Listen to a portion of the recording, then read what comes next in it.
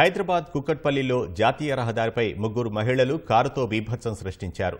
మద్యం మత్తులో KPHB metro station సమీపంలో 2 ద్విచక్ర వాహనాలను ఢీకొట్టారు. ఇదేంటని ప్రశ్నించిన వారిపై బెదిరింపులకు దిగడంతో పోలీసులకు సమాచారం అందించారు.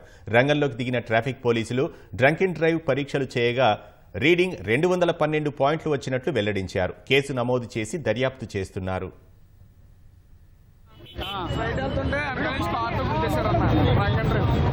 ఎంతమంది ఉన్నారు?